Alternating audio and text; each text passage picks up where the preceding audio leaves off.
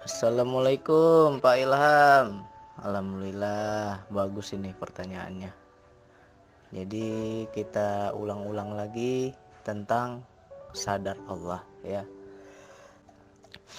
Banyak orang yang tidak paham bagaimana Bang untuk menyaksikan Allah, menyaksikan zat Allah, zatnya. Ya kan?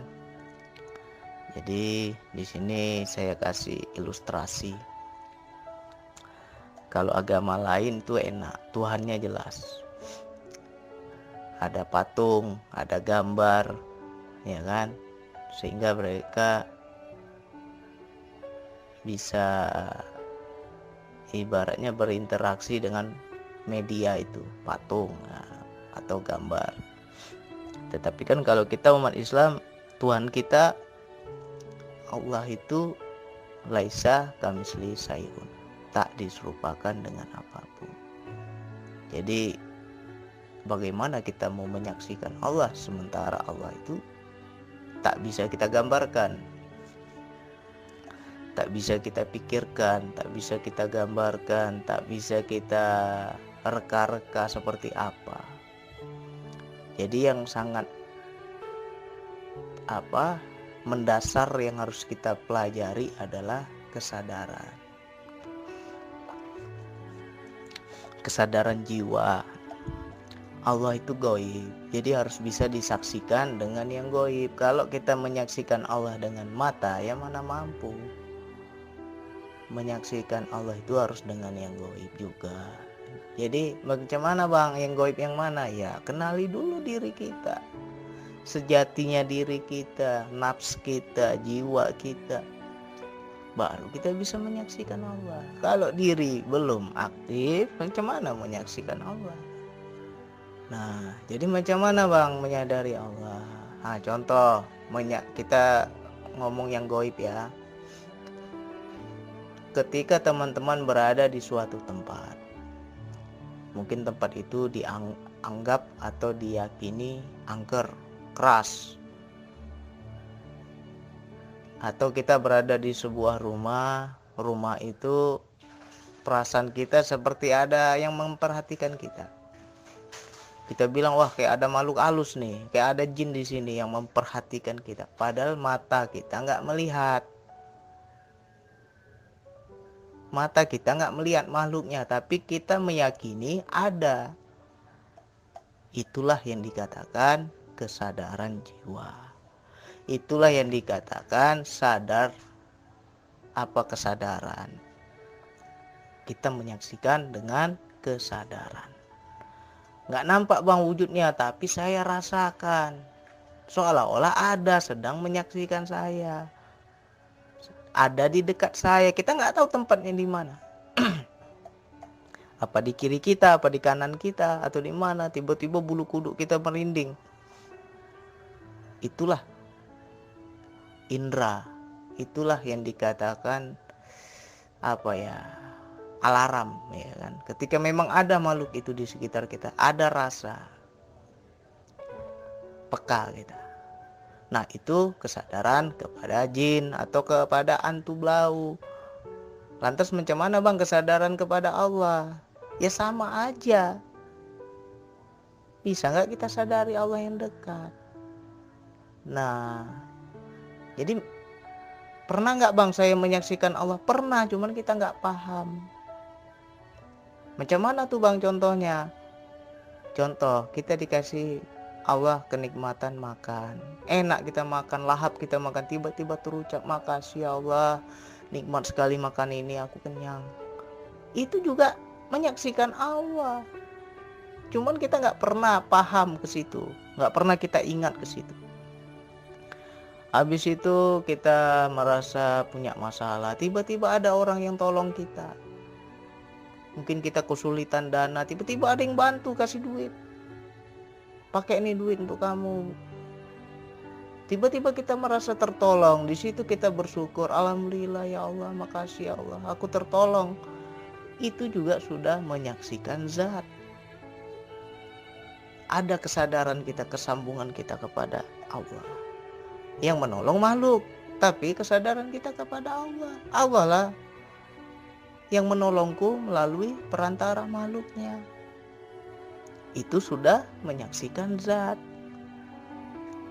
Nah, jadi kalau kita tidak ada rasa kesadaran seperti itu, ya berarti kita belum menyaksikan Allah. Contoh, setiap hari kita sholat, nunggang-nungging, sholat kita menghadap Allah. Padahal Allah itu nggak nampak. Tapi ada keyakinan, aku sholat ini berhadapan sama Allah. Allah menyaksikan sholatku, Allah tahu aku sedang sholat. Itu juga sama dengan berihsan. Ihsan itu juga sama dengan sadar Allah. Dan ihsan itu sama juga dengan menyaksikan zat. Mungkin kita ketika nggak ada masalah, doa kita biasa aja doa kita itu nggak ada rasa. Tapi ketika Allah memberikan masalah, meraung kita, menangis kita, berdoa tuh sama Allah, ya Allah tolong aku sulit, aku ada masalah, aku nggak tahu lagi jalan keluar ya Allah. Ada rasa itu. Itu juga sudah menyaksikan zat. Kita berdoa seolah-olah kita minta sama Allah tuh Allah dengar. Seolah-olah Allah tuh tahu kita minta. Nah, jadi itu maknanya menyaksikan zat. Nah, sama juga dalam DN. Orang yang ber-DN hu Allah, tapi nggak ada rasa, ya berarti belum menyaksikan. Kita napas masuk sebut hu. Artinya hu apa? Artinya dia. Dia itu siapa? Ada nggak tersambung kepada dia? Nggak ada. Ya belum menyaksikan. Ketika napas keluar, sebut lagi Allah. Ketika kita sebut Allah, ada nggak sambung itu sadaran kita kepada Allah? Kalau nggak ada, ya berarti belum menyaksikan. Nah, disitulah kita harus pahami. Zikir tertinggi itu adalah zikir yang tak tersebut dan tak terucap. Zikir sebut itu hanyalah tahap awal. Ya. Jadi kalau teman-teman zikir zikir DN ini, zikir napas, tiap hari kan sebut hu Allah, tapi hanya sebatas sebut aja. Belum bisa mencapai kefanaan atau wilayah penyaksian, berarti belum pada zikir yang tertinggi.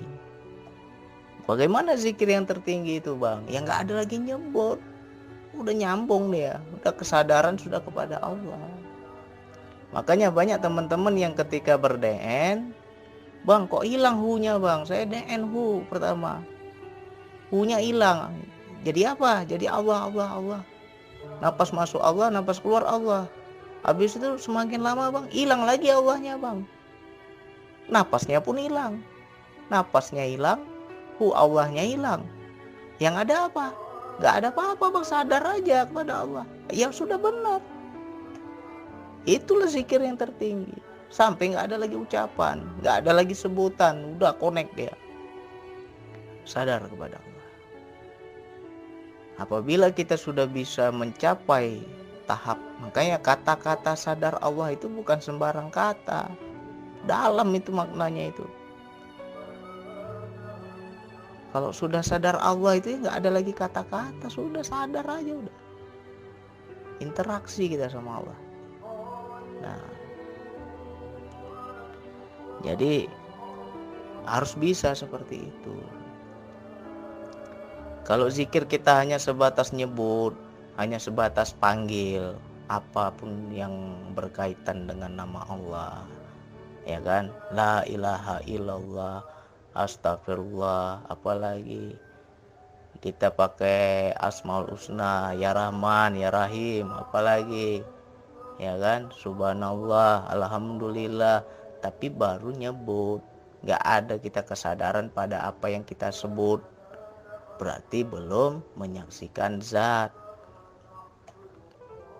Tapi kalau kita sudah ada kesadaran, itulah zikir yang tertinggi. Jadi dia Mana duluan bang? Nyebut dulu apa sadar dulu? Ya tergantung. Terkadang kita orang yang sudah aktif kesadaran jiwa, dia sadar dulu baru nyebut. Tapi ada juga yang nyebut dulu baru sadar.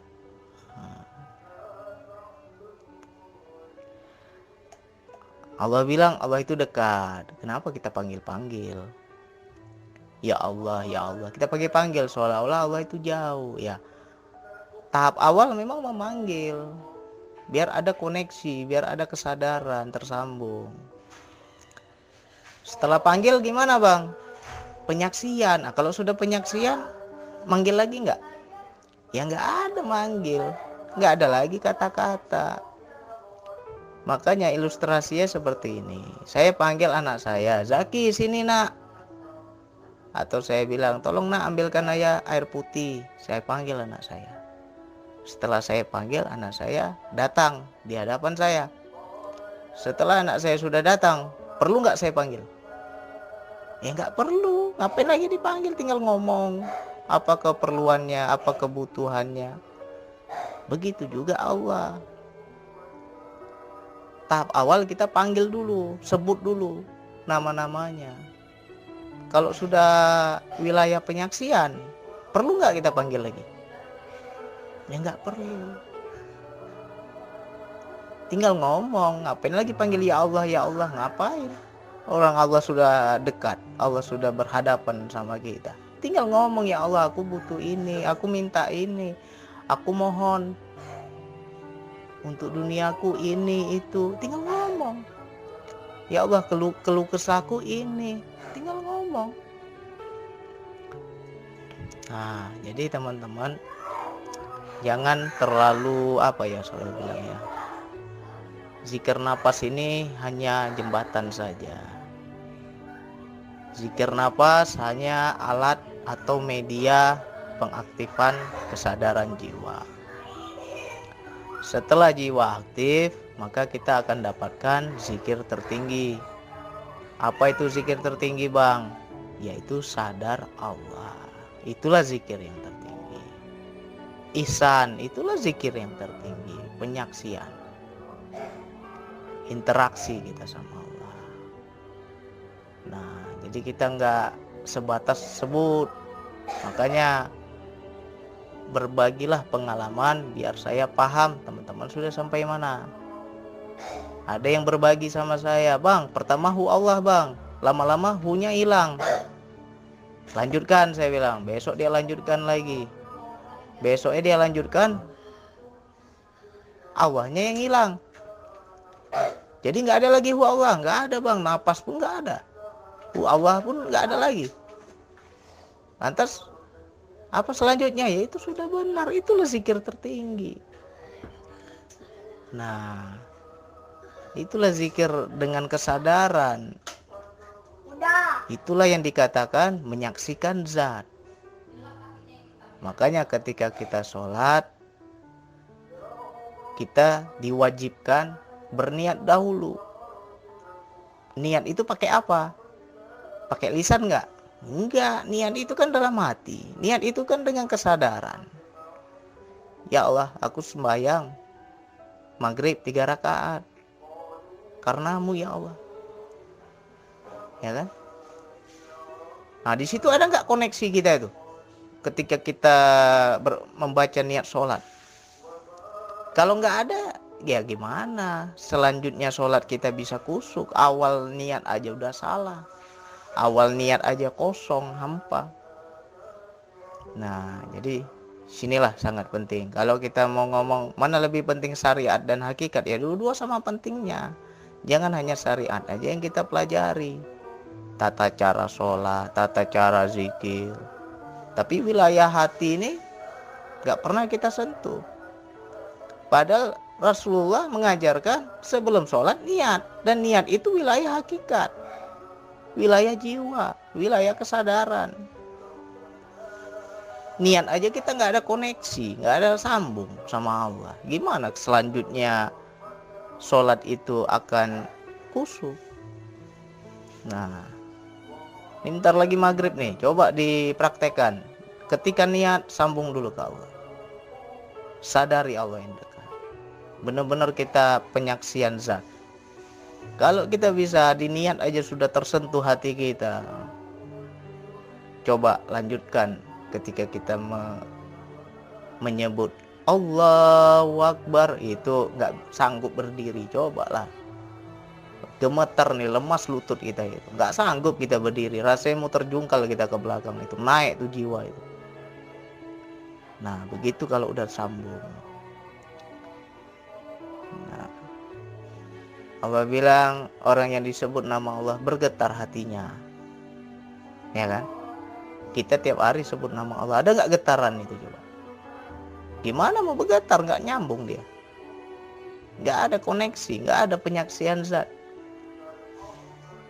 Nah jadi sangat penting teman-teman belajar berbagi pengalaman biar kita keluar dayanya. Ini alhamdulillah ini Pak Ilham tanya, ini bagus sekali pertanyaannya, sehingga saya ngalir daya Allah, bisa saya cerita, bisa saya berbagi, karena di sebalik yang nanya ada perintah disuruh menjawab. Kalau nggak ditanya nggak keluar ini karena ditanya lah makanya keluar. Alhamdulillah lah bisa jadi pelajaran untuk kita semua. Jadi semoga yang sedikit ini teman-teman paham makna penyaksian zat itu sama dengan sadar Allah, sama dengan berisan, menyaksikan Allah. Ya, harus ada koneksi, harus ada rasa, harus ada tersambung. Jadi kalau sudah tersambung, apapun yang kita sebut dengan nama Allah, gemetar kita, ada reaksi. Ya, jadi macam mana menyaksikan Allah? Ya, temuilah Allah dengan yang goib, karena Allah itu goib. Mana bisa mata ini melihat? Pakailah kesadaran jiwa kita. Oke, hanya itu yang bisa saya sampaikan. Wassalamualaikum warahmatullahi wabarakatuh.